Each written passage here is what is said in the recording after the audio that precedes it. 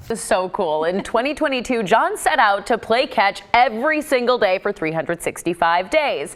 John Scukanec will remember this walk for as long as he lives. You ready for this? It's only 365 days. You may be wondering what's next for John. He says when this whole thing started, it was all about reaching 365. And now that he's accomplished that, he says, how can he stop now? So yes, John will play catch today, day 366. And he'll try to keep this streak going for as long as he can. You're the Iron Man of playing catch. You've played catch now for, is it 1,021 days? Today will be the 1,021st day in a row that I have played catch with somebody. I have a great relationship with my dad, which I'm very fortunate to have, still do. We would go up and spend the summers in Alaska with him. The worst day for me would be the day that we would leave, because I knew that I wasn't going to get to see my dad for the bulk of the year after that. And I was really sad that you just kind of wait around to go to the airport. And my dad, to pass the time, would get the gloves and the baseball, and we'd go out in the front yard and play catch. And for me, playing catch and baseball really started there with my dad. I get romantic about baseball, but you know, there's no clock in baseball. It doesn't end. Each game of catch just goes on until it doesn't anymore. And that's what I wanted, right? I wanted more time with my dad. I get this idea, and I come home, and the first day I played with my older son out in the backyard, and he was like, this is dumb, Dad. It was dark and rainy. So day 2, I come home from work, and every day I come home, my younger son is in his room playing video games. It's what he liked to do. And I come in, and he's not in his room. And I'm like, where is he? And my wife's like, I think he's outside. And I go out in the backyard, and he's waiting for me. And he has his glove. And I didn't know he knew where his glove was. And he had found his glove, which he hadn't used in years. And he says, hey, Dad, are you still doing that catch thing? And I was like, yeah, it's day 2. Like, I haven't quit. And he said, can I play catch with you? And I was like, Kenny, I'm like, you know, a son, you know, he's 16 or 17 at the time. His dad's weird. I'm not a baseball fan. For him to want to play catch with me, to be a part of this thing that had just started, I knew right then that anything that else happened ever was secondary to this moment. I'm a big man physically, and walking up to a stranger out of the blue, hey, you want to play catch? You would think somebody would run away or, you know, get out the mace. There's something about it, Kenny. There's something about the novelty of it and playing catch. I think it's remarkable that in the almost 3 years now, only twice have I been told no. It's not baseball, it's people. And whether that's my son or a complete stranger, it's addicting to be involved in people, to meet people, to connect with people, to be a part of their story, to have them be a part of mine. Like Griffey was amazing. Like, that's my hero, right? He played with me for an hour. He gave me his glove after we were done. Like, I played catch with Apollo Creed from the Rocky movies, Carl Weathers. Those are all amazing. If I had to roll them all up into one ball, it might be Gary from Boise with his daughter's glove. He said, I had a daughter who's 14 or 15 years old, and a year and a half ago, she goes into her bedroom to study and do homework, and her heart stops. He said she had a heart defect we didn't know about. When we lived here in Vancouver, this was her favorite spot. She loved this lake. I brought her glove. Is there any way you would squeeze it on your hand and wear it, and we could play catch, and it would feel like I'm playing catch with my little girl again? Gosh. And Kenny, 2 strangers in the dark in a parking lot. I just met this guy. We're bawling. The Patina'd Podcast is about the earned wisdom found in pain. It's about chasing failure, catching it, and using that as an opportunity. It's about scar tissue and sinew. It's about stretch marks and dented fenders and refusing to hide them. It's about pushing our insecurities and shame to the forefront instead of behind us. Instead of seeing rust as something that compromises a structure's integrity, we choose to see it as the grit that builds character. This is the Patina'd Podcast. All right, well, welcome to another episode of the Patina'd Podcast. So today's going to be a little bit different in a couple of ways. One is my background is a little bit different. I was telling John here, it's raining outside, which maybe you're more used to than we are here in Northern California, but it's rainy here. And since my usual studio is a shipping container, it might as well just be rocks coming from the sky. It's so loud in there. So we're just going to do it here, and hopefully the background noise of my kids isn't going to be too loud. And then, yeah, man, I mean, also I'm dressed appropriately because today's going to be a little bit of a different episode. Today, we're going to be talking baseball and my love for it. I'll also talk about John's love for it and how his love for the game has kind of maybe affected his mental health and some things like that, but in a positive way, I'm sure. But yeah, man, thanks for coming on the Patina'd Podcast.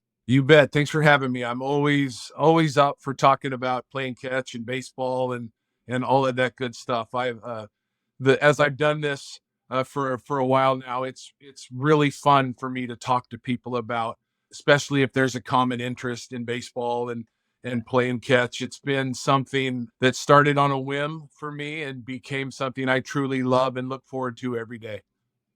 That's awesome. So you are essentially, we're going to use a baseball reference here. You're the Iron Man of playing catch, and we're going to talk about that. And so you've played catch now for, is it 1,021 days? How many days? I was trying to do the math. Yeah. It gets hard to keep track sometimes. Yeah. Today will be the 1,021st day in a row that I have played catch with somebody.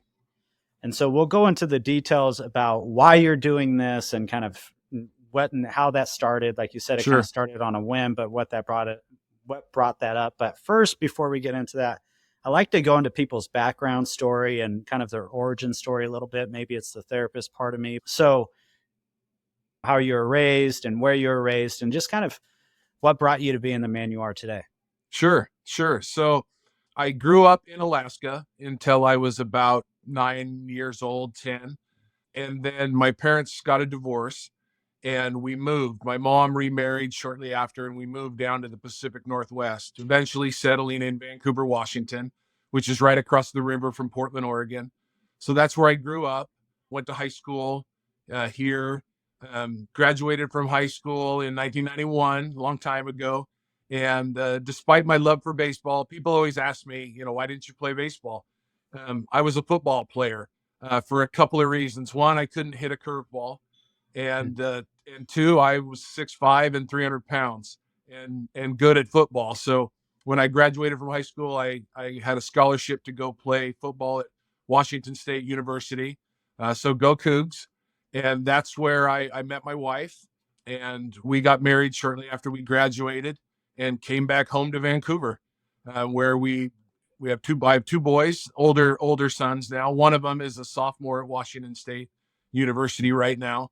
But we lived in Vancouver, grew up there, settled, raised our kids. And then about 6 years ago, we moved the arduous 8 miles east to Washougal, Washington, which is where I am right now. So I work for the city of Vancouver. I'm a code enforcement officer.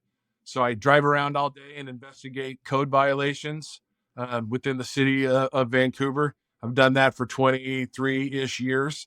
And despite being a football guy, I love the Cougs, love football. Baseball is my love. Baseball is my true love. I'm a tortured Seattle Mariners fan. I made a joke to you, Kenny, about your Yankees stuff. My dad's a Yankees fan, so he'll be instantly excited to listen to this podcast knowing there's a Yankee fan on the other side of it. But tortured Mariner fan, loved him since I was a kid. Ken Griffey Jr. is my baseball hero. And as you know, famously, the only team that's never even been to a World Series, let alone won one. So sometimes I wonder why I keep going, but I guess we love what we love, right? And I love the Seattle Mariners, and I love baseball and playing catch, which we'll talk about here. Yeah, so much of that I can kind of connect and start to tether off of. But one thing is, congratulations to your dad for liking a good team. And, but as a Kings fan, I'm a Sacramento Kings fan as well. Okay. So I can relate to you in terms of some of the pain that you've had to deal with. and maybe what it feels like for a front office to promise you things each offseason and not deliver year after year and that sort of stuff. So I can relate on some level. And then I have a particular disdain for your favorite player because I respect the tar out of him. You just mentioned Ken Griffey Jr., but that 95 team, I have a particular disdain for obvious reasons, as you will know. But for listeners that are not historians of baseball, man, before I became a Yankees fan, I was a Don Mattingly fan. Yes, and this was somewhere around, and I love Mattingly. He's great. Yeah, so somewhere around the age of 6 is when I started to fall in love with baseball, and it was Mattingly, and then it was the Yankees. And seeing Donnie Baseball struggle with those, I was a weird kid in the sense that I didn't follow the normal kid stuff. I followed sports, specifically Yankees, Kings, Niners. And so watching Donnie Baseball toward the end of his career, having these back injuries, and then everybody kind of knowing that this was Donnie Baseball's last year, and the team was stacked. The team was good. We were finally getting it together. Is going to be Donnie Baseball's, I think, his first time in the playoffs, but like potentially actually going deep in the playoffs. This team was really, really good. Yeah. And not only were they good, they were up 2 games and they were ready to go on to the next series in the playoffs. And if it wasn't for stinking Griffey and Buhner and, was it Edgar Martinez, all these guys. Edgar Martinez in the double. Yes. Yeah. So now, I I appreciate that angst, Kenny. I get it. I see your shirt there that says "Got rings," and we don't have any. So pretty much all we have is 95. In fact, in the Mariner fandom world, we get criticized a lot for holding on to 95 so much, but it's really all we have. So I appreciate Mattingly. It's horrible that they went on to win 4 rings the next 5 years without him. But we gave you Tino Martinez for nothing. Yep, you did. So at least, we tried to help. So yes, I don't feel too bad for you. But yeah, 95, one of the all-time great series. It just shockingly went Seattle's way. And we haven't had very many of those over the history of our franchise for sure. Yeah, that series also set a path, not just with us getting Tino, but it set a path with Jeter sitting on the bench watching that happen. And he was grinding his teeth, as he was seeing game 1 go away, game 2 go away, and game 3 go away. And he, not having any part in the series, got to witness the brutality of what that would feel like. And so he's talked about before how that's been like this thing that kind of helped set his foundation in terms of effort and refusing to wanting to lose, So that was helpful for us, I guess, in that sense. The other famous story that you hear out of that 95 series is when the Yankees, Mattingly, was going to retire and couldn't play anymore because of his back. The Yankees wanted Tino Martinez. The famous story that you hear different variations of is their original offer included Mariano Rivera to the Mariners, and the Mariners turned it down because they didn't want a bullpen guy. They wanted a starting pitcher as part of the deal coming back. So however true that is, I've heard it multiple places. But classic Mariners, right? Hey, do you want Mariano Rivera, who will be the greatest closer of all time? No, we're good. We're good. We'll take Russ Davis and Sterling Hitchcock or whoever it ended up being. So little things like that I think are fascinating that may have changed the course of baseball history or franchises for sure. I mean, the Yankees probably win a couple without Mariano Rivera, but if you look at what he became, it's funny to see those names thrown about in discussions before they become who they are. Yeah. Well, I'll without trying to one up you, I'm gonna go this way with you then. Okay, so Jay Buhner, right? We just went ahead and tossed him and said, okay, Jay Buhner, we don't really need a great power hitter. Go ahead and go. Right. And then even more so, this will always, what's the phrase, stick in my craw. But yeah, the George Steinbrenner interaction with Griffey as a 16-year-old, hanging out with the Yankees, and Griffey seeing how George Steinbrenner treated him different as opposed to some of the other players' kids. And his dad, senior, is just like, remember this. And Griffey was famous for saying, I don't care if the Yankees were the only team in baseball to sign me, I still wouldn't play for the Yankees. Yep. Yep. Very famous. Very famous. So, yeah, rough. For all the good that Steinbrenner did for the Yankees, that was a brutal one. Like to be able to treat somebody and that to backfire on them. It for shows sure. You need to treat people right. Yeah. Yep. You never know. All right. Well, you never know what seed you're going to plant. So. Yeah. And so you had said, if we're going to go back to some of your origin story a little bit, you had said your parents had a divorce somewhere around the age of 8, 9, somewhere in there. Yep. And then you moved with your mom to Washington. What happened with your father? My dad stayed in Alaska. He was an attorney. He was the assistant district attorney for the state of Alaska. So he stayed there and eventually remarried a wonderful lady, my stepmom. So they stayed there. He lives actually down here now. He's retired and lives in Washington. And so he lives 20 minutes from me. But yeah, my mom remarried and we moved down. And so I didn't grow up with my dad for a large part of my childhood. At what point did you really, I would imagine maybe there's some visits during summers or something like that. I don't know. But like, at what point did you begin to reestablish that relationship with your father? So I have a great relationship with my dad, which I'm very fortunate to have, still do. We grew up apart, but he was in my life constantly. We would go up and spend the summers in Alaska with him when we were younger growing up. And for me, playing catch and baseball really started there with my dad. When we would go visit him for the summer, we would do all the typical thing. We'd go fishing and camping and we'd go to baseball games and movies. And we had a great time. My stepmom had 4 kids. So I had 2 stepbrothers and 2 stepsisters right off the bat. In addition to, I have a brother and a sister. So there were 7 of us running around in Anchorage, Alaska in the 80s. And it's just great. I mean, we had a great time up there. The worst day for me would be the day that we would leave, because I knew that I wasn't going to get to see my dad for the bulk of the year after that. And I was really sad. And the last day was kind of unique because there was nothing, you didn't have time to do anything. You just kind of wait around to go to the airport. And that was a sad day for me. And my dad, to pass the time, would get the gloves and the baseball and we go out in the front yard and play catch. And that's what we did. And we would just stand out there and play catch. And as we'll talk about later, there's just something about playing catch. I get romantic about baseball, but a young kid who's sad is in the front yard with his dad and we're throwing the ball back and forth. Like what's better than that? And so for me, that's where my love of baseball and playing catch really started was with my dad. There's no clock in baseball. Mostly now they're trying to, but there's no clock in baseball. It doesn't end. Each game of catch just goes on until it doesn't anymore. And that's what I wanted, right? I wanted more time with my dad. So fast forward to 1989, I'm 16 years old and Field of Dreams comes out and I go see it with my friends. Hey, it's a baseball movie, right?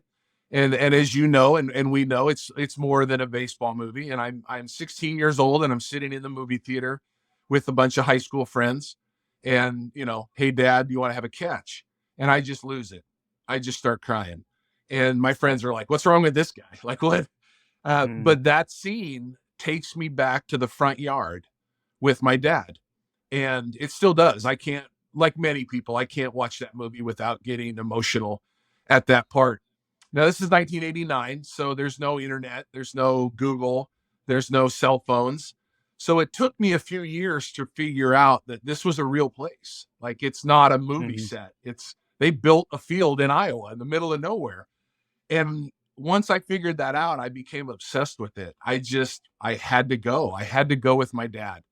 And as you grow up, life gets in the way. And I went to Washington State and played football and married my wife and had 2 boys, and time happens. And then it became, I wanted my sons to come with, and I wanted them to be old enough to go and have this experience with me.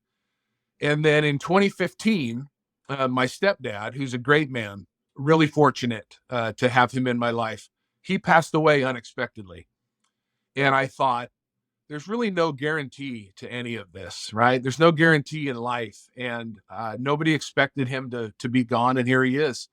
And I just started thinking, if something happened to me or my sons or my dad, and I couldn't make it to Iowa to play catch there, I would never forgive myself.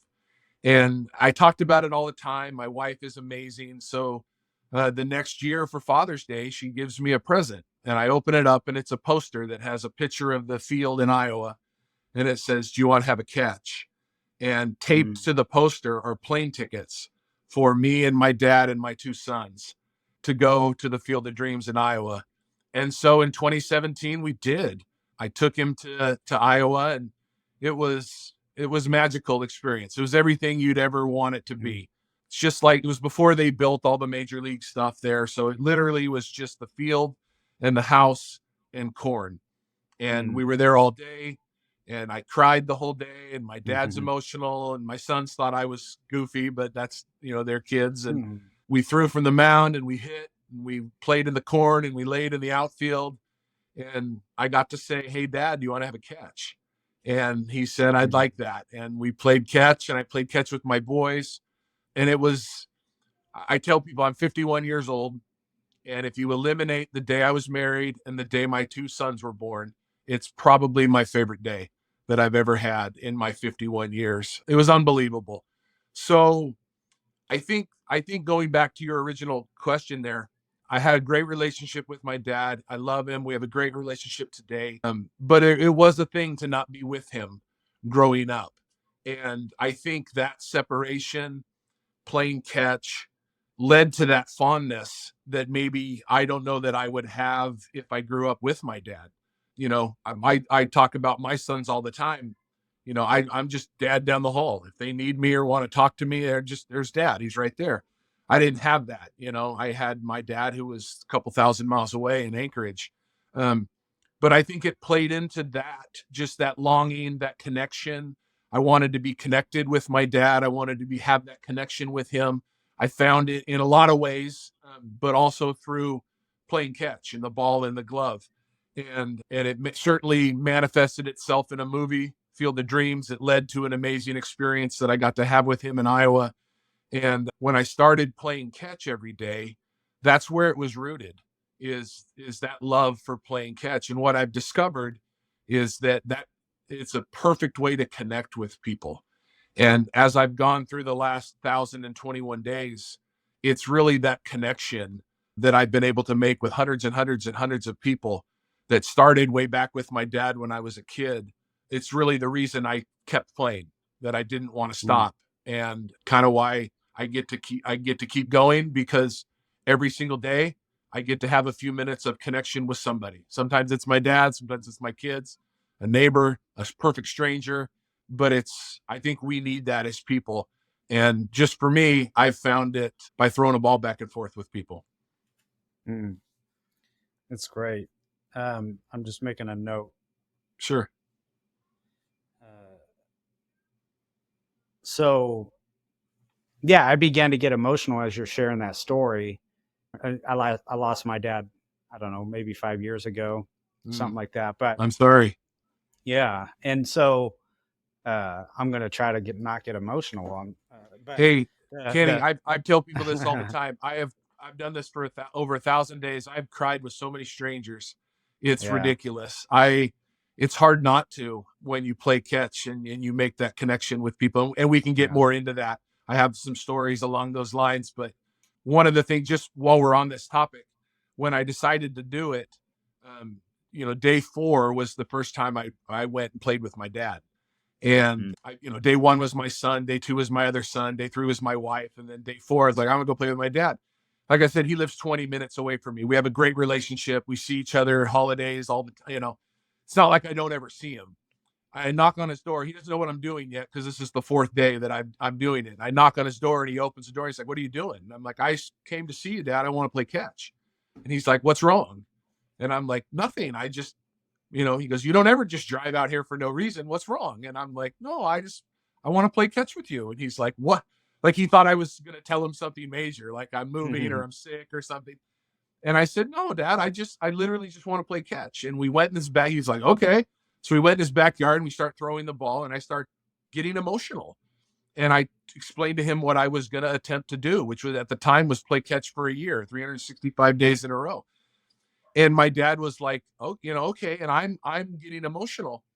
And the look on his face, Kenny, when I just showed up out of the blue for no reason, I thought, how many people can't play catch with their dad anymore, or won't, or don't? I live 20 minutes from mine. It shouldn't take some silly experiment that I'm doing to lead me to just drive over here and stop in and see my dad. It's great on Christmas and Thanksgiving and birthdays and all those things, but just a Saturday out of the blue, show up with no reason other than to play catch with your dad. And what's better than that?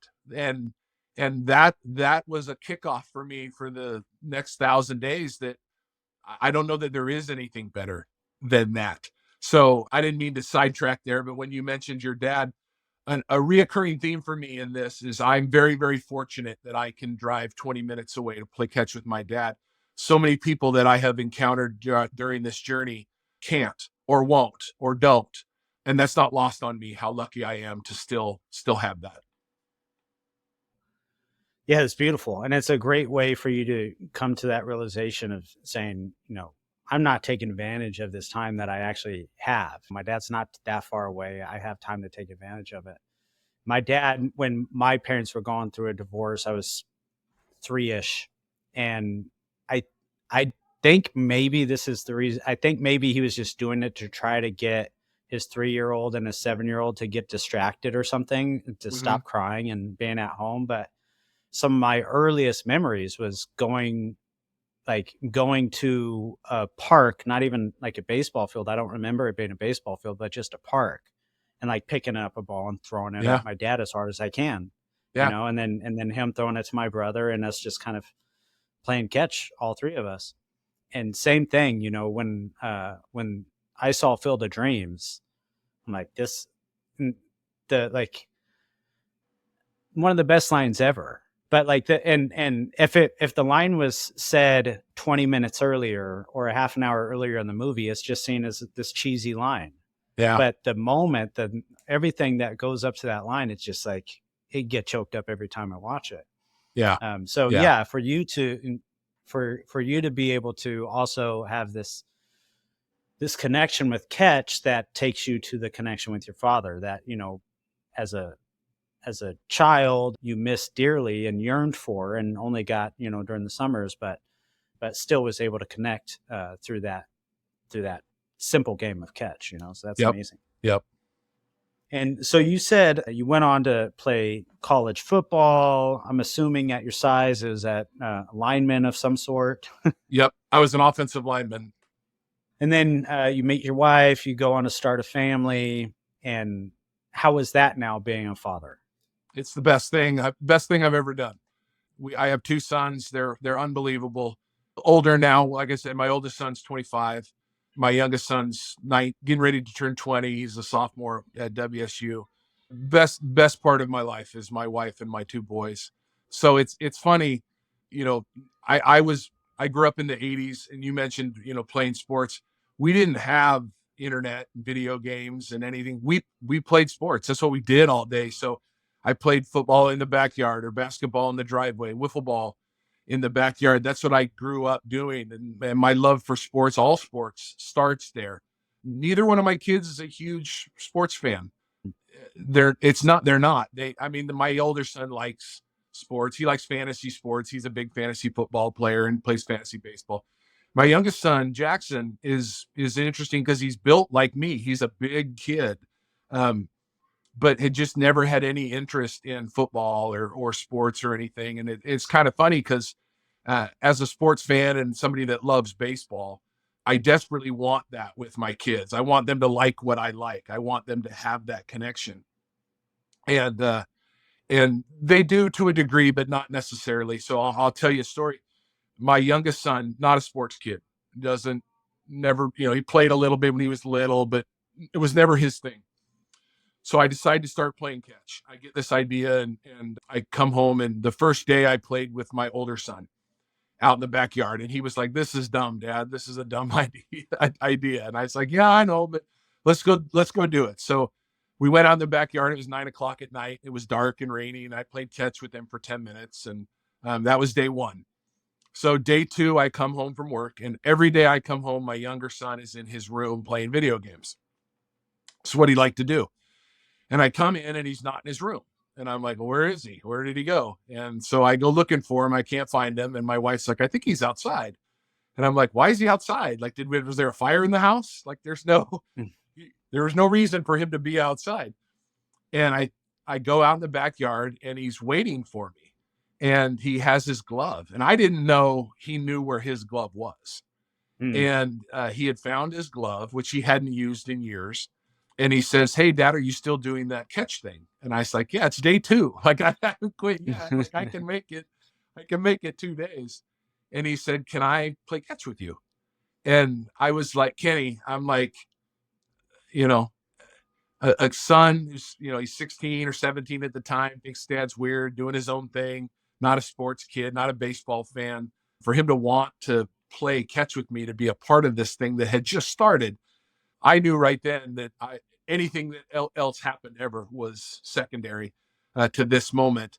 And so we played catch, and he wanted to do it again and again. And eventually I told him, look, I don't know if I'm going to make it a year. I don't know if this is going to be a thing, or I'll fail, or what's going to happen. But whoever I play catch with out in the world, if you want to play catch with me, just ask. We'll go out in the backyard and play catch.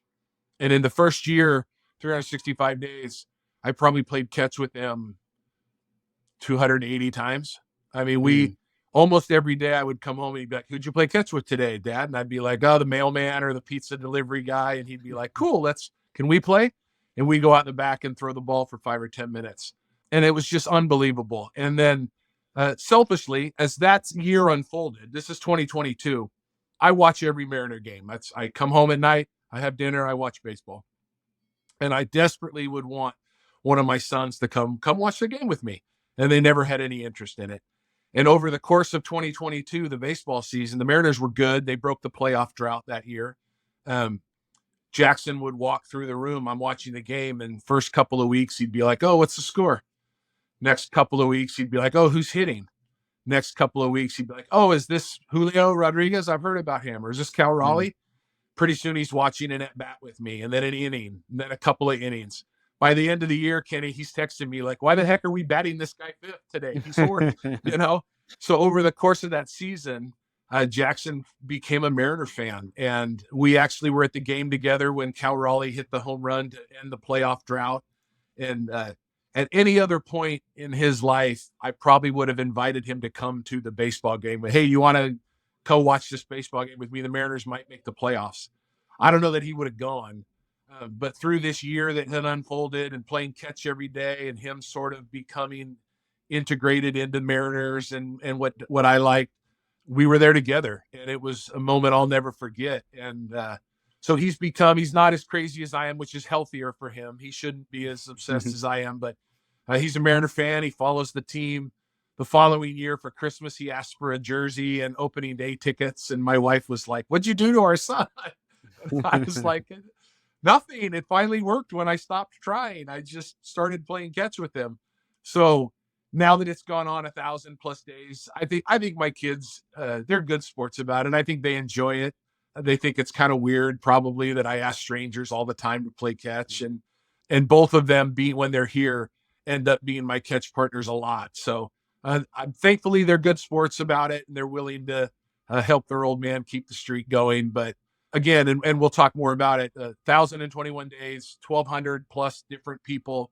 It doesn't get any better than, almost daily, I have a chance to throw the ball with one of my sons and play catch with them and have that connection with them. And it's the best part of all of this is that. Yeah. Wow. What the magic of playing catch is that the baseball magic is slowly beginning to infiltrate the blood of your son. Yeah. And now he's starting to watch it and appreciate the game. And that's beautiful. And so, yeah, I was going to ask you, this was going to be one of my questions, and I think you just answered it. Like, who is when you're not playing catch with a stranger, and putting yourself in a situation to potentially be rejected by someone and be like, no, get away from me, freak. I'm not playing catch with you. I don't know who you are. But I was going to ask, who's the fill-in? Who's the fill-in? Like, who's coming in to fill that slot so you can keep the streak going? But it So, sounds like your sons. well, yeah, and I'll give you a little bit longer answer. When I got this idea, heard it on a podcast, and I told my family about it, and I became obsessed with it. Literally Field of Dreams, like I was hearing the voice, go the distance. And when I told my family I was going to do this, my wife was like, "Oh, great, thanks, dear, good job, whatever." And my kids were like, "This is dumb, Dad, but whatever." And so I started with my kids. Day 1, day 2, my wife was day 3, my dad was day 4, my mom was day 5, my sister was day 6. I got to about a dozen, and I'm like, I'm running out of people. Like, I'm going to have to start getting comfortable asking strangers. And so I did. And as the year went on, it got a little notoriety. I was on the news a couple of times. I would post every day on social media, like day 26 with the mailman or whatever. And people started following along, and it became a really fun thing. The smartest thing I ever did was not try to make it somebody new every day. That's really hard, especially when it's, 8 degrees and snowing outside and nobody's going to come out and play catch with you.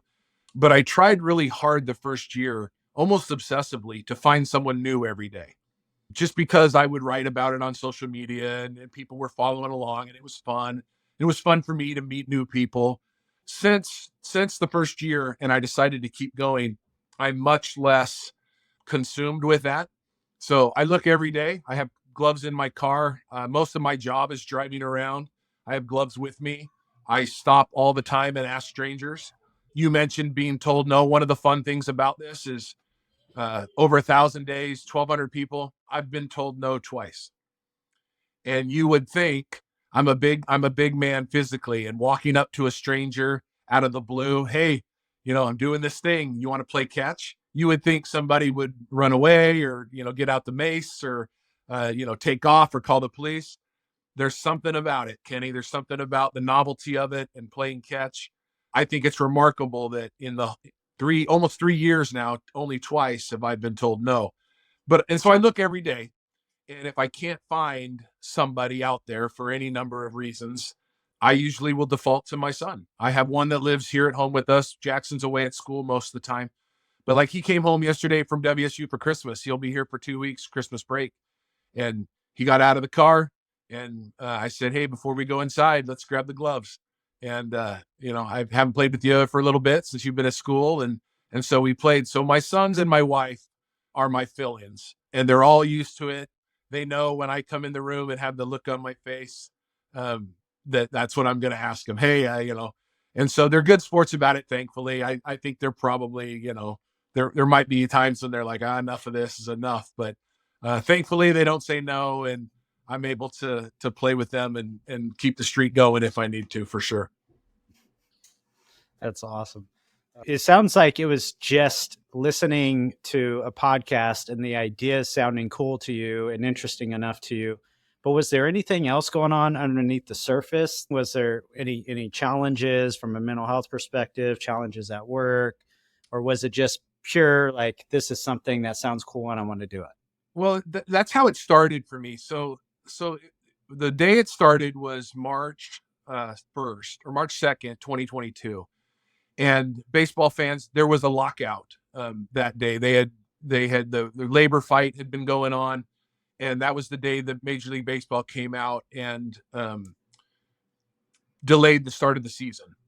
And for me and for baseball fans, like, that was like horrible, right? I have Mariner opening day tickets every year. I'm looking forward to the season. We got through the winter and baseball's here, spring training's going on. And so when they announced the season would be delayed, I was upset about it. And the more I read about it, the more it sounded ominous. They were talking about maybe the season's in jeopardy and we don't know how long this is going to go on. The Mariners were supposed to be good in 2022. So I was like, you mentioned mental health. I was really depressed that day. I was grumpy, which is silly to be about baseball, but I am. So I was just on the internet looking for something positive, somebody to write a story about, "Hey, this isn't going to be that bad," or "They'll be back at it here pretty soon." And I found a podcast that I'd never heard of before, and it's called The Baseball Bucket List. And I thought, oh, that's a cool title. I mean, I have a bucket list for baseball. I want to see a no-hitter someday. I want to get to all 30 ballparks. I want the Mariners to get a World Series. And so I listened to some episodes. And one of the episodes introduced me to a man named Ethan Bryan. And as far as I can tell, this is his idea, to play catch every day. And Ethan did it in 2018. And he ended up writing a book about it. And this podcast episode was talking about just this quest to play catch with every day. And as I listened to it, I just became obsessed with it. And a lot of what he was talking about wasn't necessarily baseball. It was connecting with people. And we had just come out of the pandemic, and he was talking a lot about that mental health aspect of it. When you play catch with somebody, one, you're physically there with them. And we had just come out of the pandemic where we couldn't be around people and we had masks. And, we live in an age now where we're busy, we're on our phones, we're on the internet. How often do we connect with somebody, let alone a stranger, right? Who just goes talks to strangers. Mm-hmm. And as he explained this whole process, I just thought it was the coolest sounding thing. And he has this whole thing, like when you play catch with somebody, it's intimate. You're relatively close to them, so you can talk, and you have to make eye contact with that person. And I make eye contact back, and you're using both sides of your brain physiologically, and there's trust involved. And you get lost in the rhythm of the ball and the glove and the sound it makes. And when you do that, you lower your guard and you talk and you share like you wouldn't normally talk and share with people. And I'm listening to him talk about all of this, and it was just fascinating to me. And it became something that I went from, oh, this sounds fun, to something like, I wonder what this would be like. I wonder how hard it would be to find somebody every day to play catch with. I wonder what experiences I would have to do. And that was really the genesis behind me wanting to do it. I love baseball. I love that. But it was more about that curiosity of, I wonder what this would be like. I wonder what paths it would take me down. I had heard some of Ethan's stories and they sounded unbelievable. And so I reached out to Ethan on social media and I said, hey, I heard this podcast talking about your book and your thing. I just want you to know I'm going to try this. I live in Washougal, Washington. He lives in Missouri. I just want to try. I'm going to try this. And he reached back out to me and he said, do it. It'll change your life. And I thought, I'm just playing catch. Like, what? And he was right. It's funny to look back now and think how right he was, because it has. And I'll tell you, I'll lead into one more story. In the first month I was doing this, I mentioned earlier, I played with about everybody I could think to play with that I knew. And then I ran out of people and I thought, I'm going to have to start asking strangers. So in the first month, my wife and I end up in Portland and we go to a deli and we're having lunch. And I walk out of the deli and there's a man sitting at this picnic table having lunch. And he was wearing a baseball cap. And I thought, I got to get used to asking people. So I went over to him and I had no idea really what I was doing yet. And I said, hey, I know this sounds weird, but I'm doing this thing where I'm trying to play catch with somebody every day for 365 days in a row. Is there any way you would play catch with me? I see you're wearing a ball cap. And he looks at me and he says, I love baseball. I played, I coached my kids. I love the game.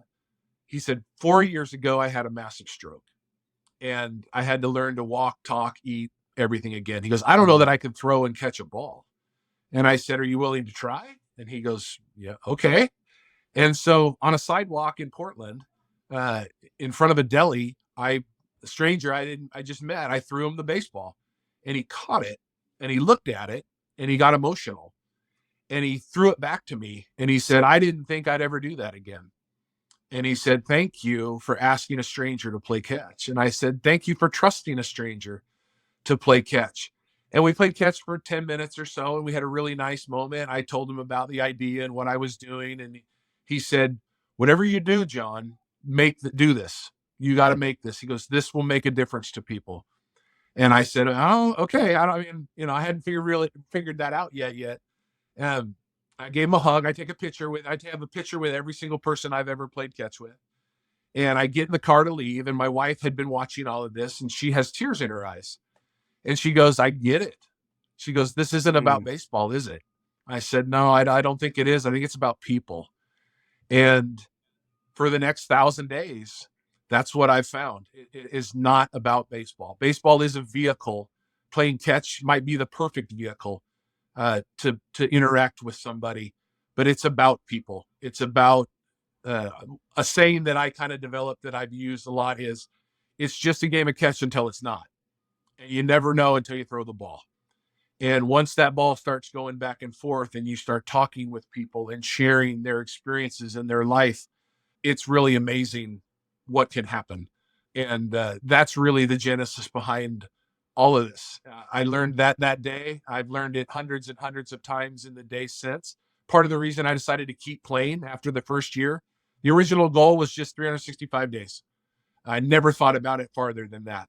And part of the reason I decided to keep going is I love this too much. Why stop? The streak is fun. I like to tell people about it, but that's not why I do it. I love to do it, and I still love meeting people and having that connection with them.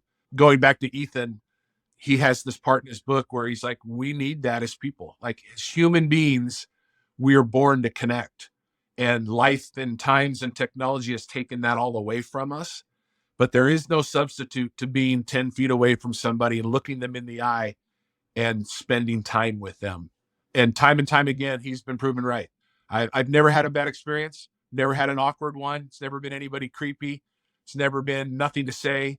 It's never been weird or awkward.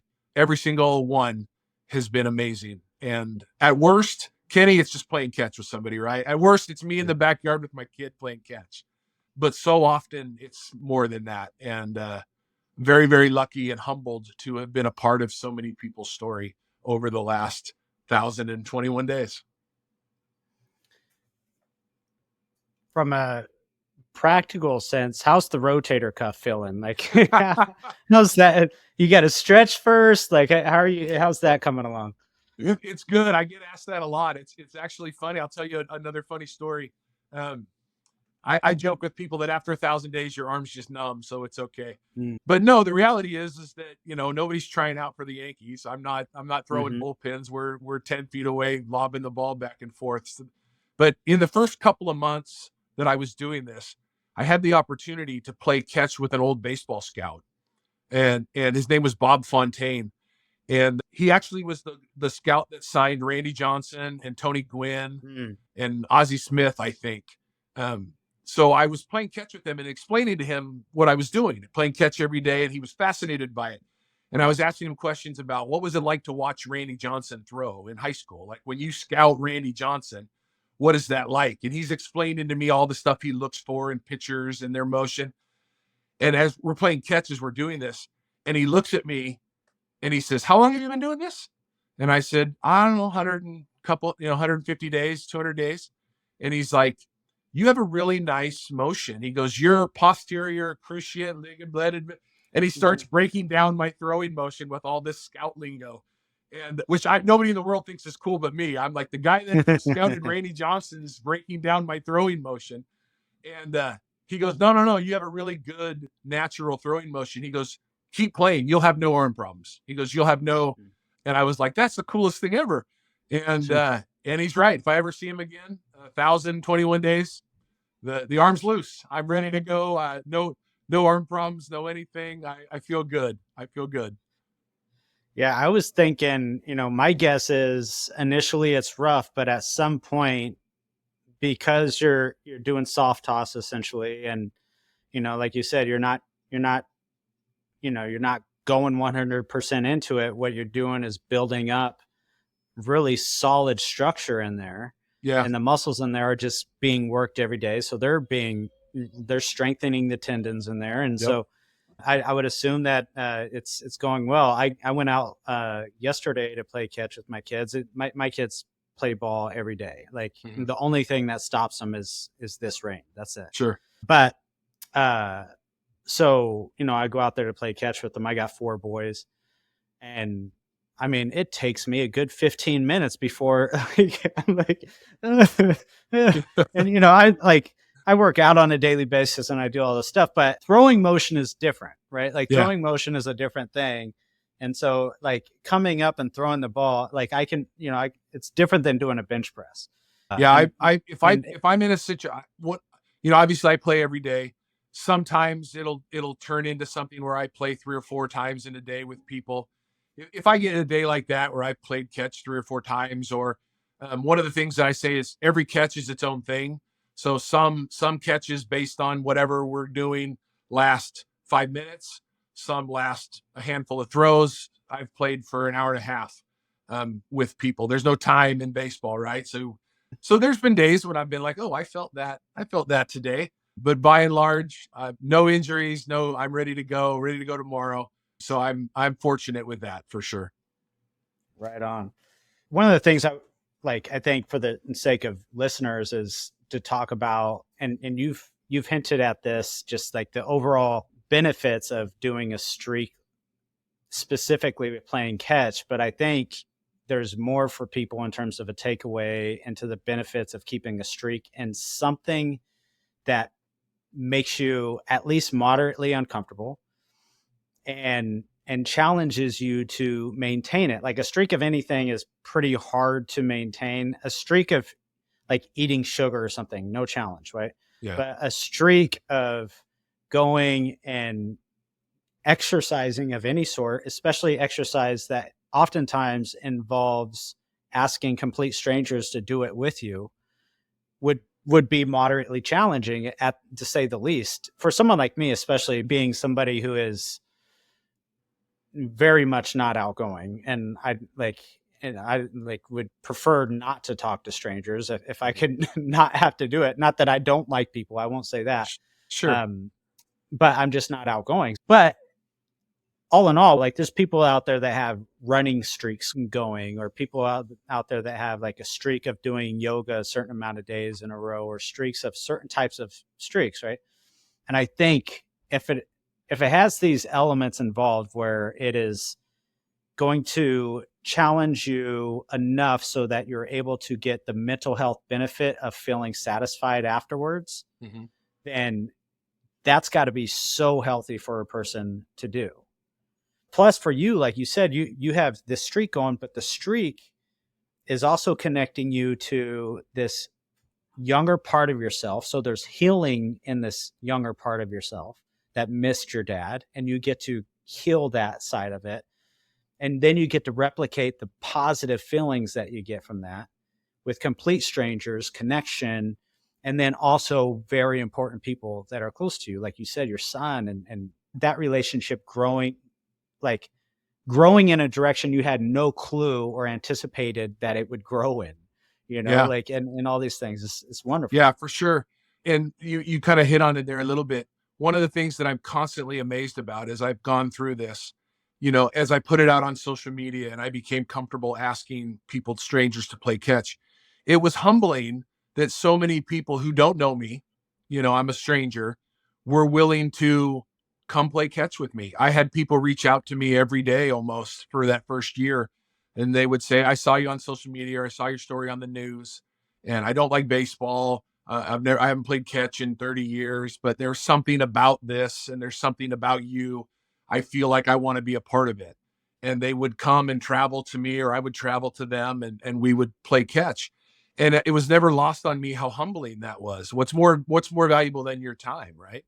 And and a stranger who doesn't know me is willing to take time with me, whether it's 5 minutes or an hour, to play catch. And what's so cool is, so many people, I constantly come back to that thought. I've stayed in contact with many people that I've met. I've become friends with many people that I've met through this process that are important to me, friends and acquaintances, whether it's on social media or people I see in person. And I just go back and I think, if I don't ever start doing this silly experiment, there's hundreds and hundreds of people in my life now that make a positive impact that I would have never met. Mm-hmm. And that's humbling to think about. I have people that reach out and come back. I have reoccurring, customers, to use that word. I have an older gentleman that reaches out every couple of months, and he just says, I just want to play catch today. Are you available? And we meet and play. And he's an older guy, and we've talked about it. And he says, I just don't have anybody else to play with. And every so often I just feel like I need to be, you're outside and you feel good and you're throwing the ball and it's exercise for him. So he thanks me every time, thank you for being willing to do this, John. And I'm like, no, thank you. Like, it's like I said, it's humbling to be a part of. And the streak is fun, right? I like telling people about it, but I'll tell you another story. I never thought about going more than 365 days. And on day 365, as you may have seen, I got the chance to play catch with Ken Griffey Jr., which is my baseball hero. So the perfect way to end. It'll never get better than that for me. I can't ever, every baseball fan has the one guy that, like, you might be Mattingly. I mean, imagine going out and playing catch with Don Mattingly. I got to do that with my baseball hero. And so I really wasn't sure if I should just stop, if that would be the end. And I had a chance to play catch on day 366. And so I did. And then the next day, 367, something really cool happened. A guy reached out to me and he said, hey, I've been following along on social media. Is there any way, are you still playing catch? And I said, well, yeah. And I did yesterday. So, he said, I'd really like to play with you. And so I said, sure. So we met at a park.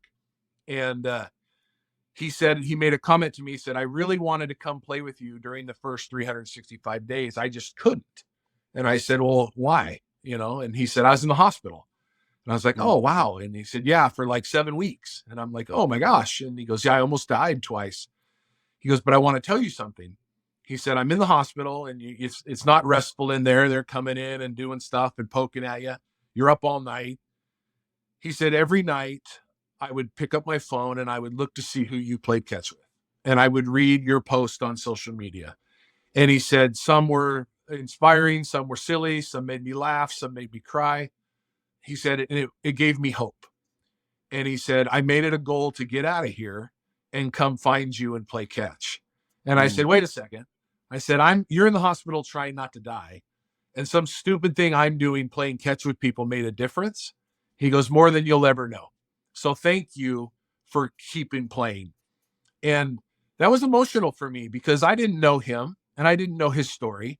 But imagine, this is my thought. Imagine him reaching out and me saying, no, I'm done. Didn't you see? I played with Griffey. I'm done. How crappy would that have been? And I wouldn't have known. I wouldn't have known his story. But that was impactful to me. And I thought, I still love to do it. I love meeting people. There are still people out there who want to play catch. There are still stories. Another thing I say is everybody has a story. And it's fun for me to be a part of that. And so I decided that day on 367, I was going to keep going. And there's no goal anymore. Somebody said I'm Forrest Gump now of playing catch. I just run. I'm just running. But there's no goal. And there's no, someday it'll just be time to stop. And I don't know when that day is, but it's not today. And that's really the reason why. It's not baseball, it's people. And whether that's my son, like you said, or a complete stranger, it's addicting to be involved in people, to meet people, to connect with people, to be a part of their story, to have them be a part of mine. One of my favorite things throughout this whole thing, Kenny, is I get messages all the time from people that say, hey, because we played catch or because of your story, I went and played catch with my dad today, or I went and played with my brother, or I found a childhood friend and we played catch, or, that is unbelievably rewarding to me, that something I'm doing is now trickling out and more people are playing catch. I've had experiences where I've been able to talk to schools and students. I've done a couple of assemblies talking about this. And you hinted on it at the beginning of this question. It doesn't have to be catch, right? Imagine if everybody went out of their way to connect somehow with somebody every day. Say hi, shake their hand, high five, smile. How are you doing? Just something. If everybody did that to somebody every day, I refuse to believe we wouldn't be a better world. And for me, it's playing catch. But I was talking to some students at a high school once that I was speaking to their class. And I said, walk around school and shake somebody's hand every day. Give somebody a fist bump every day. Hey, go Eagles. And imagine the trickle down effect that would have. So there is that aspect of it for me. And like I said earlier, it's humbling to have been a part of so many connections and so many stories. And it makes me feel good. Somebody told me once it's impossible to have a bad day when you're riding a bicycle or playing catch. I would agree with both of those things. I've never had a bad experience throwing the ball back and forth with anybody. Yeah, I mean, and you could do it in other ways. I think I would probably agree with you that playing catch, there's something about it that is just perfection.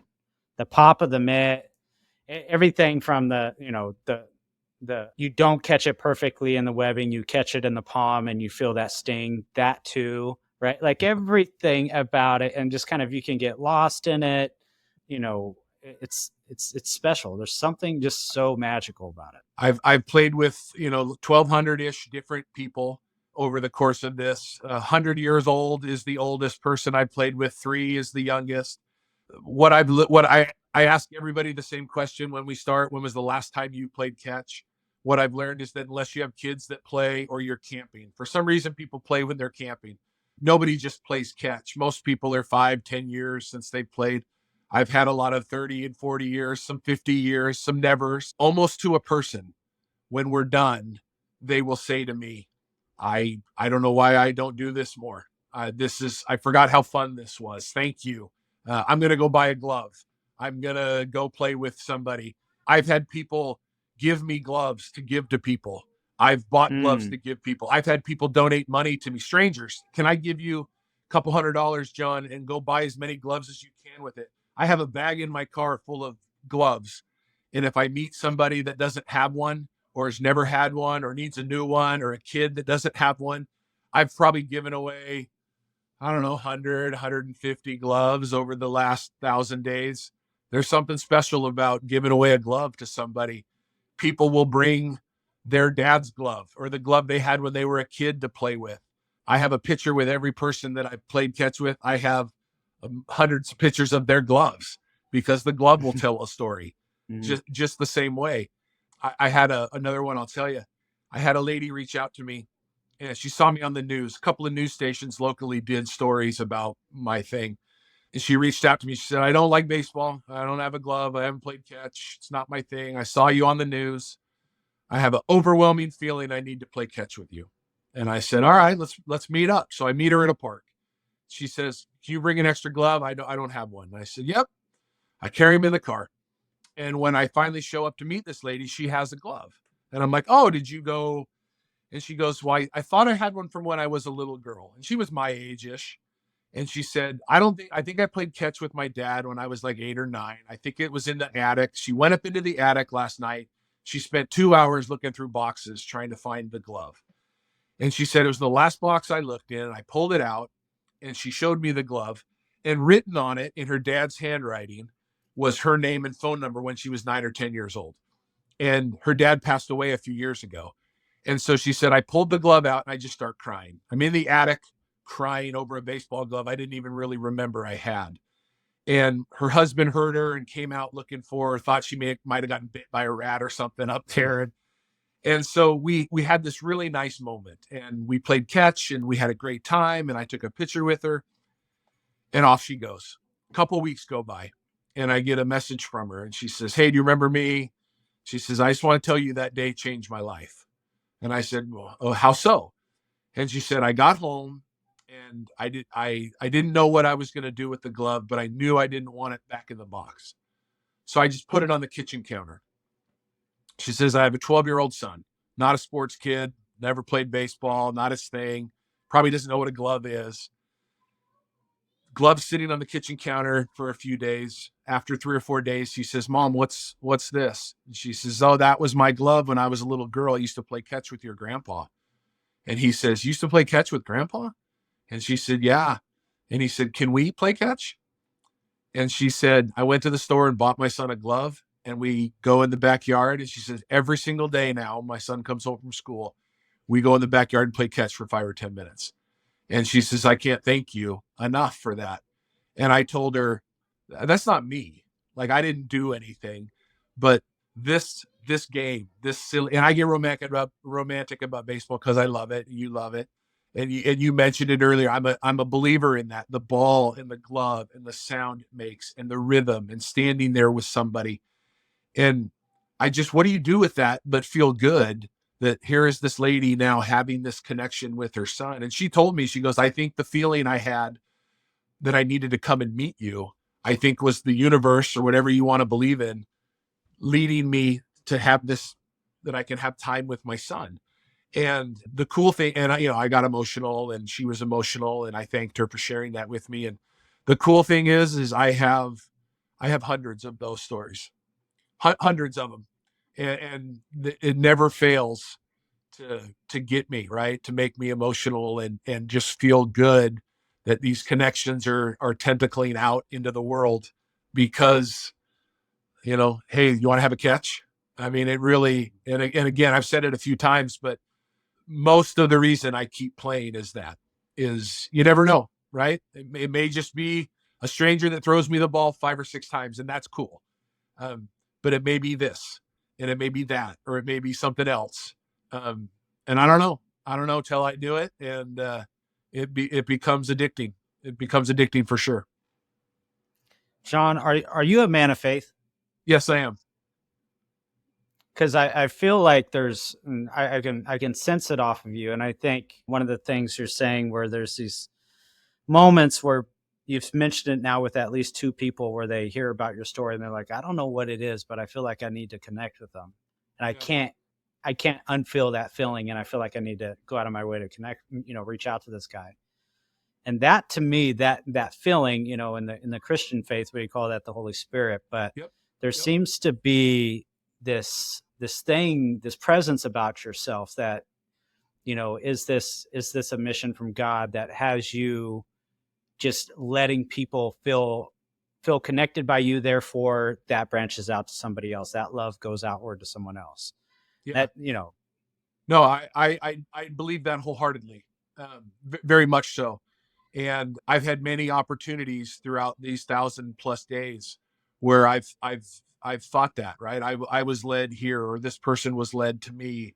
And the cool thing about that is it may, like you said, it may not be, I don't know that anybody is being divinely led to meet John Scukanec, but maybe through this connection, and then they go meet somebody, or they go reconnect with their dad.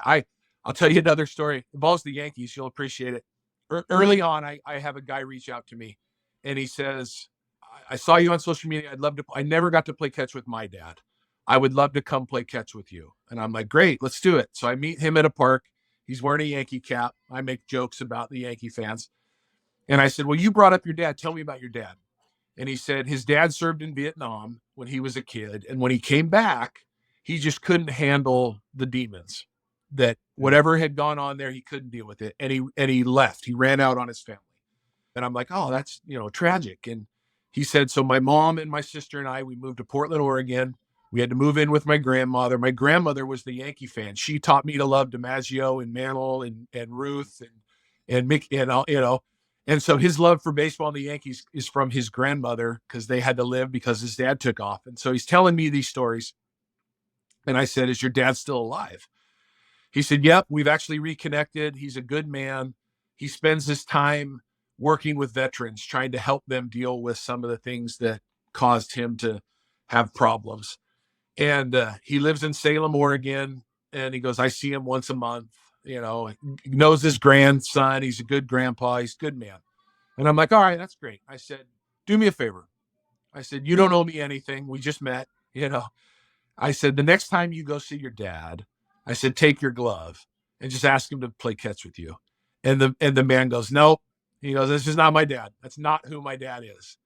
And I said, again, I've been doing this for 100 days or however long it had been at the time. I said, just trust me. And he goes, I don't know, whatever. And we take a picture together and he leaves. And a couple of weeks go by and I get a message from him. And all it says is, thank you, John, you changed my life. Mm-hmm. And that's it. And again, that's not me, right? That's just this thing. But like you talked about, maybe he felt something, and maybe I was able to convey that to him, to try to put yourself in an uncomfortable situation with somebody. And it led to Again, I didn't ask. I don't want to ask. It's enough for me to know. But it led to something amazing happening with this guy and his dad that he had probably, to full circle with me, right? He had probably been longing for forever, maybe. So very, very humbling to be a part of that. And again, hundreds of times it just keeps happening, which is why I keep playing. So you've played catch with Jamie Moyer, Yep. Griffey Jr., absolute legend, a legendary scout, your father many times over, and also on day 1000, Yep. which is pretty cool. Your sons were day 1 and 2, Mm-hmm. which is incredible. Your wife, of course. And so, and all these other stories. Has there been any story that you haven't shared where you're just like, holy cow, I can't believe that happened? Or has there been someone where you're just like if you had to culminate it all, be like, this was the one. I know you said Griffey was the one in terms of idol, but was there any other one where you're like, wow, this is the one that really needed to happen? Yeah, I get that. asked that question. Yeah, I get asked that question a lot. What's your favorite catch? What's the most meaningful catch? And it's a bad answer, but it's true. And I'll go into more, but they're all amazing. I have not had a bad experience with anybody. For me, the celebrity, like Griffey was amazing. Like that's my hero, right? I felt like I was 12 years old when we were playing. He played with me for an hour. He gave me his glove after we were done. Like what? It's in a case in my room right now. And like what, and then I collect memorabilia and things. And so I'll go to card shows and I'll go to Comic Cons, and like I played catch with Apollo Creed from the Rocky movies, Carl Weathers, and you're in line with this and there's people waiting for an autograph, and I'm like, hey, Mr. Weathers, I'm doing this thing where, and he's like, sure, let's do it. So he stands up and we throw the ball 4 or 5 times and I get to play catch with Apollo Creed. And so those are fun. Strangers are fun. I've reconnected with people from high school that I hadn't seen since high school, college teammates I played football with at WSU that I hadn't seen since WSU. Those are all amazing. A story that I like to tell a lot is during the first year, I get a message from a guy, and he says, I used to live in your area. I follow you on social media. I'm familiar with what you're doing. I'd love to play catch you. I live in Boise, Idaho now, which is 8 hours away from me, or 9 hours away. And he said, but I'll be back in Vancouver in a couple of weeks. Is there any way we could meet up? And I said, yeah, I'd be happy to. He goes, can we meet at this specific park at 7:00? And I'm like, yeah, okay. Oddly specific, but sure, sure. And as the weeks go by and we're getting closer to this, it's winterish. And I'm like, it's going to be dark at 7:00. Like, what are we doing? And my wife would joke with me all the time, like, you're going to the parks with strangers and you like, are you worried about, and my kind of tongue in cheek response is, they may get me, but I'm 6'5" and 300 pounds. So you'll find the body. Like nobody's dragging me away. I don't fit in the trunk of your car. You'll find me. But I had this theory that if you were willing to come play catch with me, you were crazy, which has been proven true 1,021 days in a row. So I drive to this park at 7:00. It's dark. I pull into the parking lot. There's one car in the parking lot, and it's there's one street light, and he's parked under the street. It looked like an old detective movie. And I'm looking around like, all right, is this the one, right? Is somebody going to jump out of the bushes here? And I get over to him, and his name was Gary. And he gets out of the car. I said, are you Gary? He goes, yeah. He goes, thanks for doing this, John. I said, yeah, you bet. Do you need a glove? He had literally just driven 8+ hours from Boise. Mm-hmm. And I said, do you need to borrow gloves? I have them in the car. He goes, no. In fact, I have a favor to ask you. I said, okay. He pulls out a glove. It's a little kid's glove. And he said, I had a daughter who's 14 or 15 years old. And a year and a half ago, she goes into her bedroom to study, do homework, and her heart stops. And she didn't make it. She died. He said she had a heart defect we didn't know about. And he's telling me this story. And he said, I have a favor to ask you, John. He said, when we lived here in Vancouver, this was her favorite spot. She loved this lake. I brought her glove. Is there any way you would squeeze it on your hand and wear it? And we could play catch, and it would feel like I'm playing catch with my little girl again. Gosh. And man. Kenny, 2 strangers in the dark in a parking lot I just met this guy. We're bawling. I'm just crying. He's crying. I don't know. We said anything for 10 minutes. We just stood in the dark and threw the ball and cried. And eventually we talked about, his daughter and what we were doing and my thing. And we get done and we take a picture together, and he shares a picture of his daughter with me. And he said, "Thank you, John." And I said, "Are you kidding me? Like, thank you. Like, you drove from Boise with this to share your daughter's story with me." I said, "I'll never forget you. I'll never forget this." And I've told this story a lot as people in forums like this, because I think you summed it up when you asked the question. 1,021 days, celebrities, exciting people. I've been on the news, my kids, my family, amazing, amazing experiences. If I had to roll them all up into one ball, it might be Gary from Boise with his daughter's glove. And incredibly humbling for him to reach out to a stranger and let me in to that part. And I've seen him since. He'll hit me up when he's in this area. We've played catch again. We'll send each other. I call them, Twitter friends. We message each other back and forth. Amazing. Again, very lucky that I got to be a part of that moment.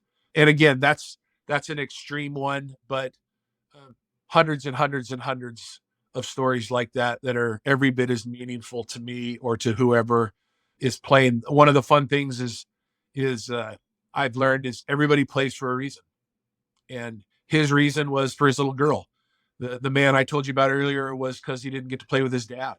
Some people just want to talk about the Mariners with me. They know I'm a Mariner nerd, and they just like, hey, let's talk about how crappy the Mariners are. Some people want to talk about the Cougs and playing football. Some people want to talk about, whatever it is. So everybody has a reason. And the common denominator is I'm lucky enough to be the guy that's a part of them all. Because 1,021 days ago, I decided to try to play catch every day. And here we are. So. Yeah. That's incredible, man. That's just such an incredible story and journey. And I'm excited to see as this continues to just, like baseball, there is no clock, right? And let's just see where this thing goes. One of the things that comes up for me, well, I guess this might be kind of segueing into a different part here, but let's maybe just nerd out a little bit. But so, we're looking at Luis Castillo. Is he going to get traded? We don't know. I don't know. Hopefully for you guys, maybe not, but, or you'll get a good deal out of it. But we know that, Ichiro's on the ballot. We got the ballot coming up and the end of this month. This is by the time this comes out, the votes will have already been in, and we'll probably see, here's my guess. We'll probably see that Ichiro is the second, along with Jeter, to be the person to get unanimous votes. That's going to be my guess. Mariano was the unanimous one. Was it Mariano? I thought it was Jeter. No, it was Mariano. Wow. In fact, I was in Cooperstown. For that induction because Edgar Martinez went in the same year as Mariano. And so I made the pilgrimage back. I've been to Cooperstown 3 times, but I was there in 19 when Martinez and Mariano. So I'm 100% sure it's Mariano because everywhere you turned in Cooperstown, you had Yankee fans wearing the 100% Mariano, Enter Sandman shirts. But I do agree with you. I think Ichiro probably gets the 100% as well.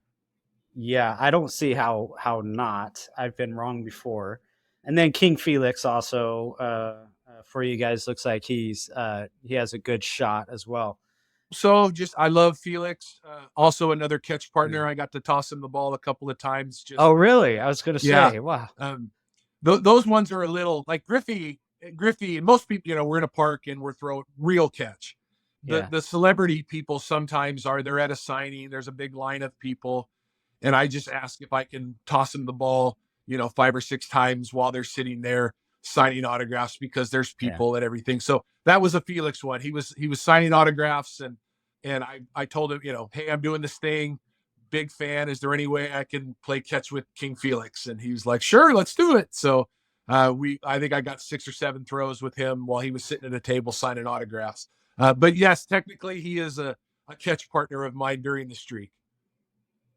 I'm gonna guess that if you got the shot with Ichiro, you're gonna need to warm up prior because he's not messing around.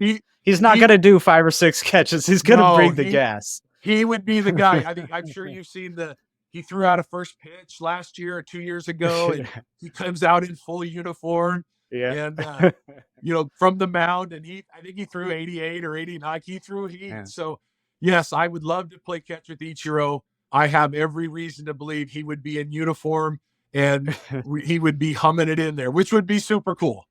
Yeah, I saw some video of where I think it was in Japan, but he was in the outfield doing curl hops, throwing it into home. Yes, like, the dude's 50 something now. What is he doing? Why can't he throw so hard? What is going on? Yeah, it's unbelievable. And he's always around the Mariners, which is really cool. I just, I'm 2.5 hours south of Seattle. So if I was any closer, I'd go every night. But I get to a dozen games a year, probably. And he's always around. You see him out warming up. He's in uniform. He's, taking BPs, throwing. He's in the dugout. He's just, I joke that he lives there. There's probably some little Ichiro apartment at T-Mobile Park that he just lives there all the time, because he's always around. So I got to play catch with the Mariners pitching coach during my first year. Excuse me. Super good, super nice guy. And we were joking about that. And he was like, hey, if you're ever you can get my, I'll set it up. And I don't know if he was being serious or not, but maybe one day I'll get a chance to throw with Ichiro. That would be a pretty cool, that'd be a pretty cool catch partner. Yeah, that might be a card or a string you'll have to pull. Say, hey, remember that time you said this? I'm Ichiro just got voted in. Right. I want to play catch with another Hall of Famer. Right. I think he'll be close. There's always those, idiot writers that don't. I mean, Griffey didn't get 100% for heaven's sakes. I mean, and you go back in history. I mean, who doesn't vote for Hank Aaron 100%? It's right. So it's cool it's cool Mariano got it. I think Ichiro will get it, but I'm like I mentioned earlier, I'm a disgruntled Mariner fan. I'm super upset with their front office. I hate how they run the team. It's embarrassing and pathetic that we have to trade Luis Castillo to get bats because they won't spend money on. I mean, it's embarrassing. I love the Mariners. They already have me. I'm going to watch every game. People are like, just quit. You can't quit. No. I'm all in, but I try to divorce myself from the off season because it is just so frustrating what they're doing. You have pitching, just go anyway.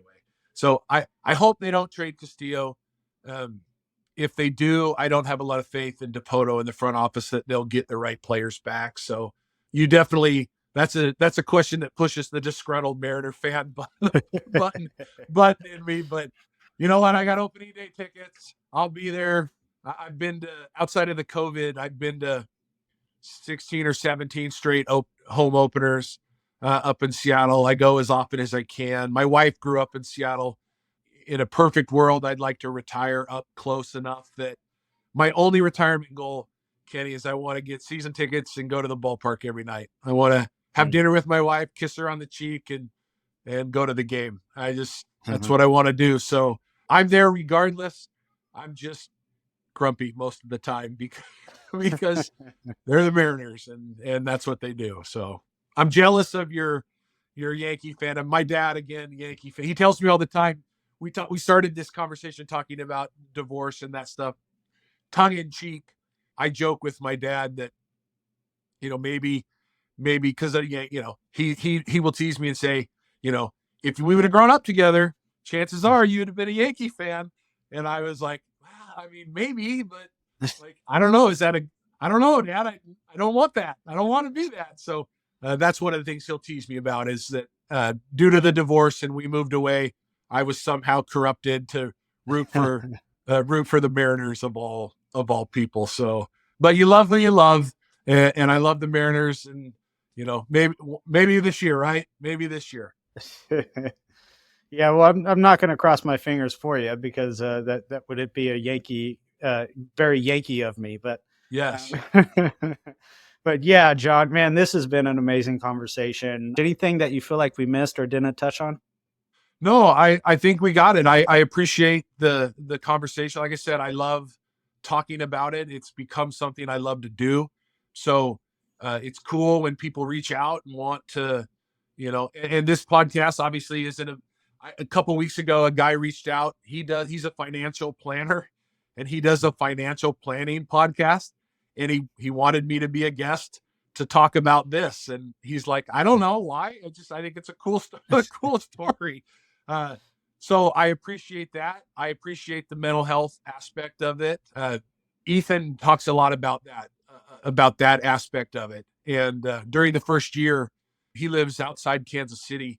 I got to about 275 days, and I kept telling my wife, I need to go to Kansas City to play with Ethan. He inspired this whole thing. If I make it the first year and I didn't play with him, I feel like I'll miss out. And my wife was like, we're not flying to Kansas City to play catch with a stranger. And I'm like, that's fair. That's a fair response.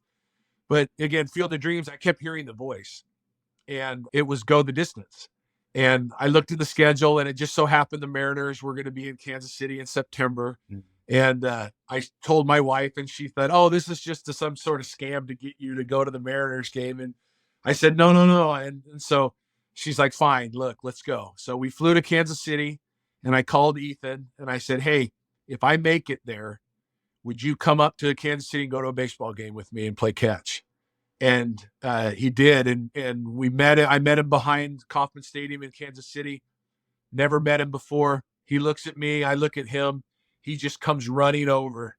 And I'm like, what? I looked at my wife and I'm like, what's he going to do? She's like, I don't know, but he's running over here.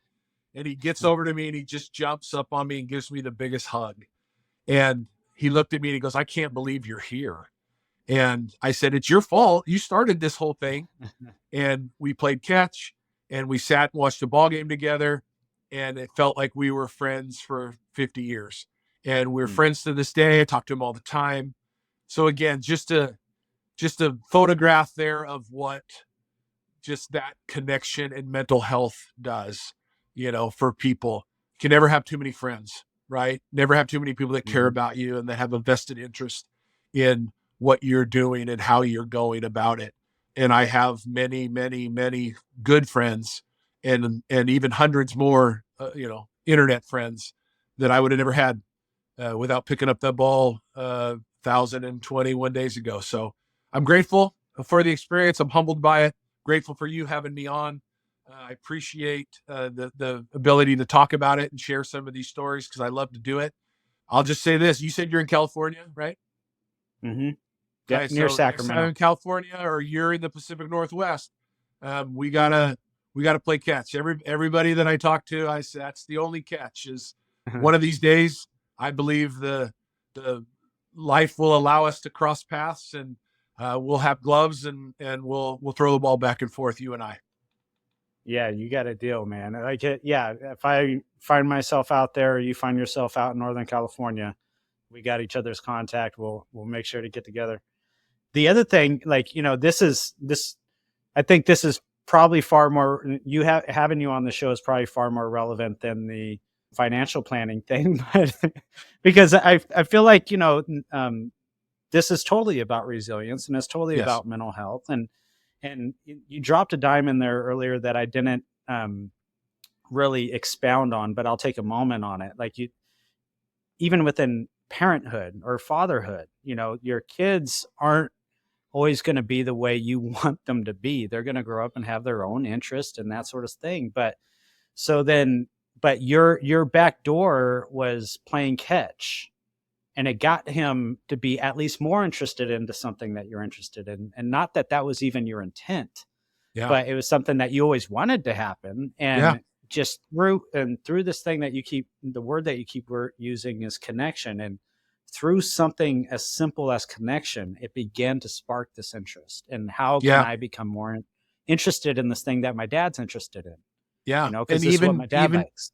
Yeah, and even more so than baseball, right? And I would joke with people all the time that I had failed as a father because my 17-year-old son didn't like baseball, and it was when I stopped trying to get him to like baseball that he liked baseball. We just threw the ball back and forth, and that was enough for me. And through that, he, got an interest in actually, the Mariners.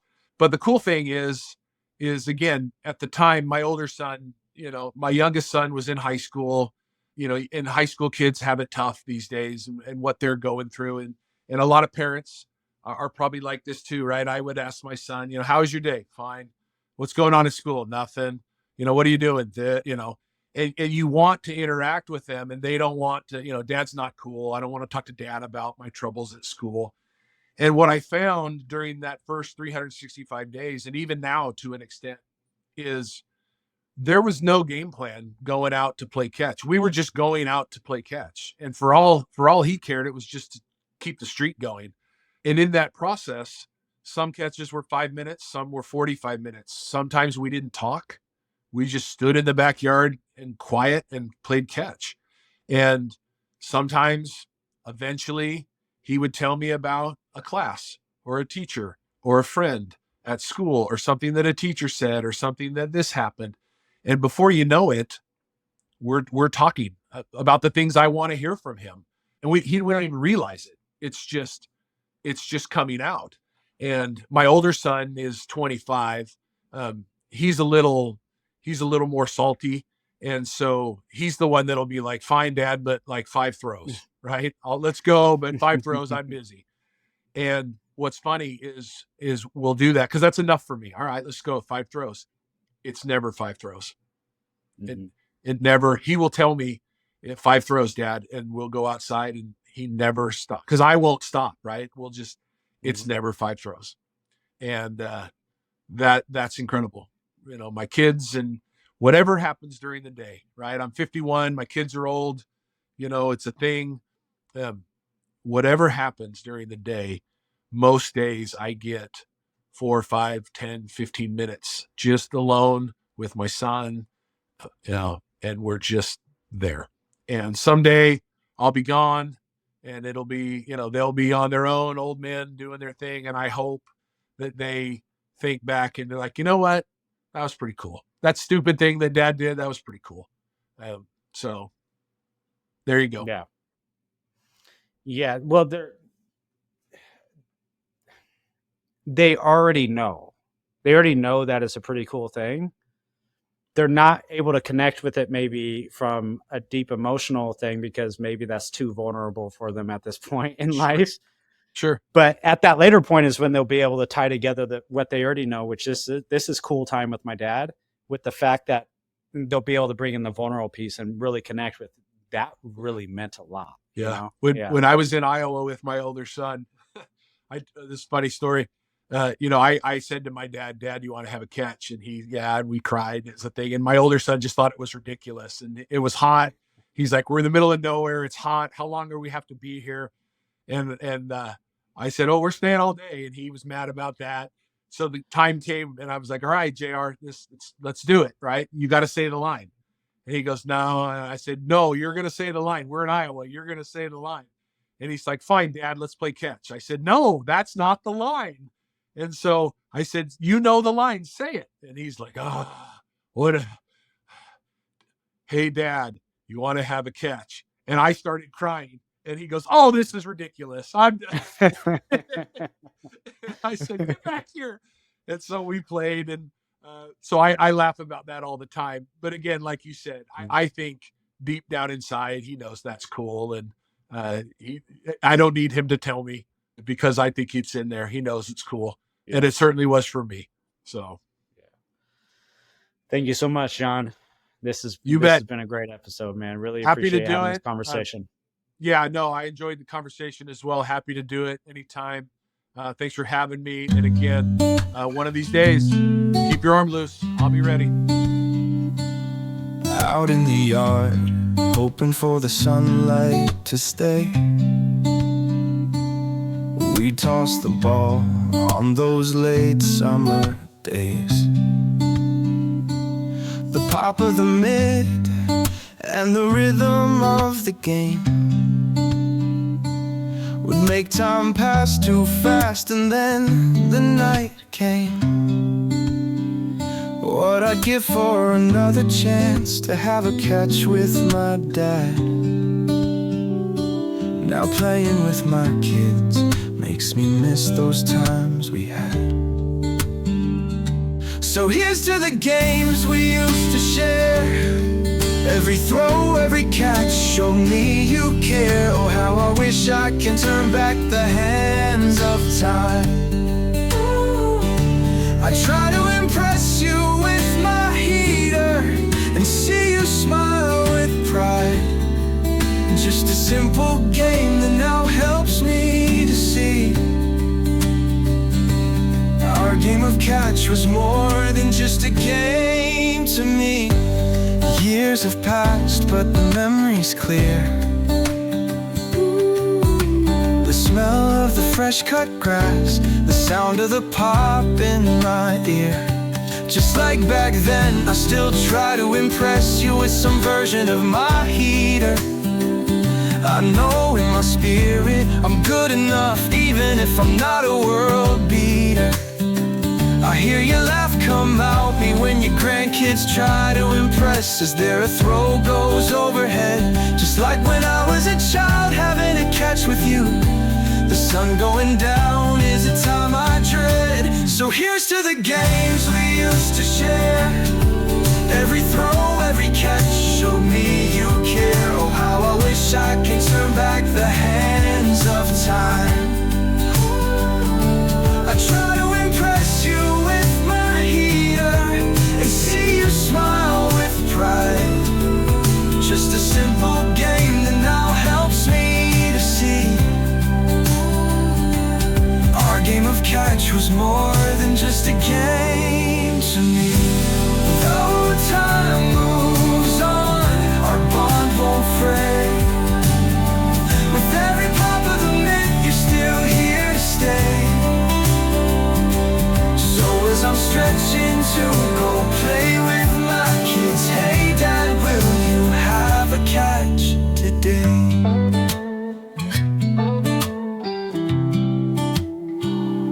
Thank you for listening to this episode of the Patina'd Podcast. There are other shows that emphasize resilience, but my intent is to normalize personal development through embracing challenge by interviewing the common man and woman, the person that you and I can relate to.